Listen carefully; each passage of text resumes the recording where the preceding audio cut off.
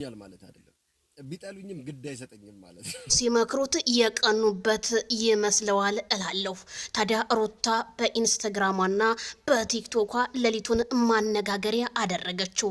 ታዲያ እኛ ኮሜንታተሮችና እንዲሁም የማይክል ጃክሰን አድናቂዎች አንበሳዎች እንጂ የምንሰደብ ሰዎች አይደለንም።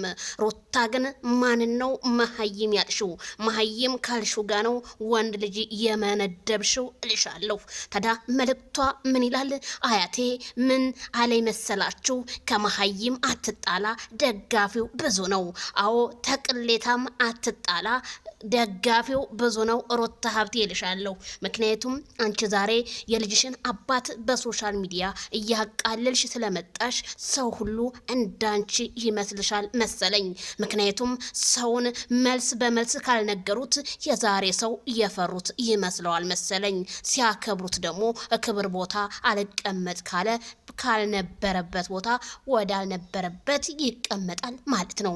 ማይክል ጃክሰን መሀይም ሳይሆን አንቺን ወደ ሶሻል ሚዲያ ይዞ መጥቶ ያስተዋወቀሽና ብዙ ኮሜንታተርን አድናቂን የፈጠረልሽ ጀግና ግርግዳ የሚበሳ ነው ማይክል ጃክሰን ማለት ነው።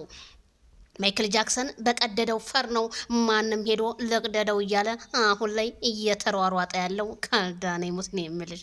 አታሶሪን እንግዲህ እንዴ ሩታ ጭራሽ መሀይም የመሀይም አድናቂው ገዳፊው ብዙ ነው አለች። አረ ግድፍድፍ ያድርጋችሁ አንቺና ዳኒን አገዳድፎኛ የምንገላገል ምን ነው ሸዋ እንዴ። አሁን ይሄ ለኛ ይገባሉ ለኛ ይገባሉ።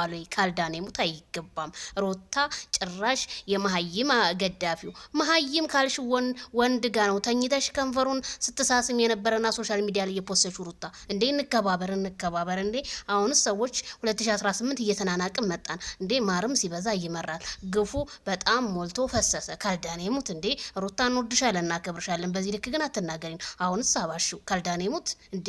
ማይክል ጃክሰን መሀይምን እያልሹ ባልሆነ የምን መሀይም የኔ ምሁር የቡታጅራው ጀግና ገና መንግስት ነው የምናደርገው። አብይ አህመድ ንቅል አድርገን ማይክል ጃክሰንን እሱ ቦታ ላይ ቁጭ እናደርገዋለን። 4 ኪሎ ጠብቂን እንዴ።